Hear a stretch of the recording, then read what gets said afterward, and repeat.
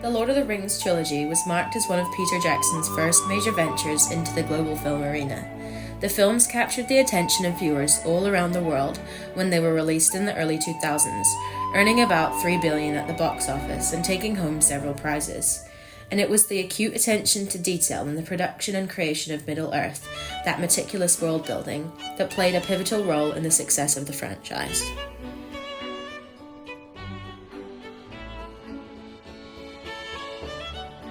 Firstly, it's imperative to zoom out and look at New Zealand as a whole and truly examine how it became Middle-earth. Peter Jackson was the reason the trilogy was filmed in New Zealand, as he made Hollywood bugger off to him. Jackson knew that The Lord of the Rings had the potential to expose New Zealand to the world on an unprecedented scale. The vast and mythical-like landscapes of Aotearoa attracted the Hollywood studios initially, and then Jackson did the rest. The impact that this had on the New Zealand film industry was monumental, as it grew the New Zealand production sector and developed an enduring and invaluable brand linkage between international perceptions of New Zealand's cultural identity and the idiosyncratic mystique of Lord of the Rings Middle-earth. The portrayal of Middle-earth in the films gave New Zealand global recognition as the fantasy world's backdrop. The country's dramatic landscapes, from rolling hills to rugged mountains, became synonymous with Tolkien's vision. This exposure has positioned New Zealand as a prime destination for fans of the films, increasing international tourist interest.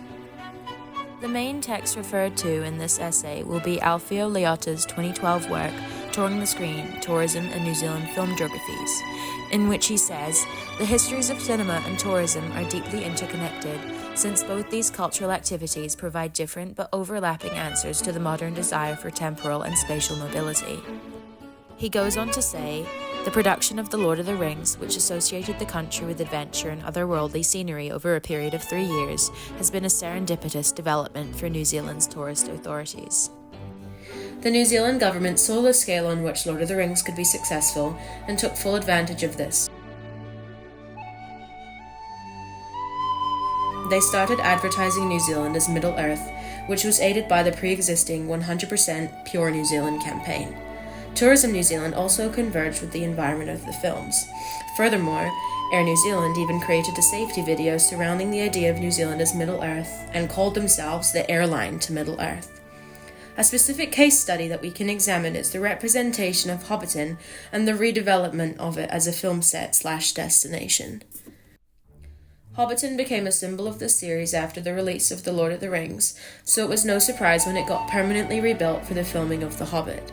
It is this transformation from a film set to a fully functional tourism destination that raises important questions about the role of such sites in maintaining a legacy and the key existence of tourism in relation to film.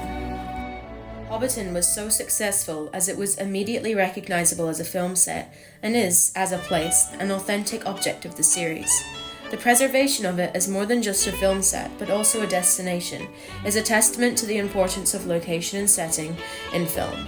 We can even see the lasting effects of film tourism from the first set of films to the second, as Hobbiton was not a tourist destination till after the release of The Hobbit. Initially, New Zealand, as the home of Middle-earth, was the main selling point, and a lot of local tour guides had begun to offer Middle-earth related products since the release of The Fellowship in 2001. Then, between 2009 and 2014, after the release of the Hobbit films, international spending, in Matamata specifically, increased by more than triple, and New Zealand overall saw an increase of overseas visitors of 23%. Essentially, the seemingly intimate connection between Lord of the Rings and New Zealand has stimulated a widespread interest in the phenomenon of film-induced tourism, which we refer to as legacy tourism, an incredibly important aspect of the industry. Legacy tourism is the term that refers to travel that is motivated by a place's association with a particular cultural legacy, like film, history, pop culture, or literature. Exactly like what we've discussed with Lord of the Rings, but another example could be Alnwick Castle in England, which provided sets for Harry Potter's Hogwarts, or Salzburg, Austria, for The Sound of Music. The lasting legacy of Middle-earth has transformed New Zealand into a global tourist destination, with locations like Hobbiton becoming iconic attractions. The films not only boosted the country's economy through tourism, but also cemented its image as a land of breathtaking fantasy landscapes. The success of these trilogies set new standards for visual effects and location-based filmmaking, influencing the fantasy genre and attracting new generations of fans. Middle-earth's impact continues through fan-driven tourism, new adaptations, and its lasting presence in global pop culture. The reason it is imperative to gain an understanding of these dynamics is not only for the Lord of the Rings franchise, but also for broader film and tourism industries, where the boundaries between fiction and reality continue to blur, creating new opportunities for engagement and profit. And finally, what it truly comes down to is the legacy and impact of the films on those who love them most. As unlike Bilbo, who went there and back again, the journey does not seem to stop for film viewers and prospective tourists alike, who will be offered another chance to return to Middle-earth. Oh, misty eye of the mountain below,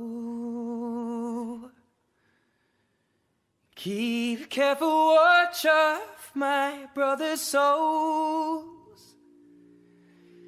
And should the sky be filled with fire and smoke, keep watching over during sun.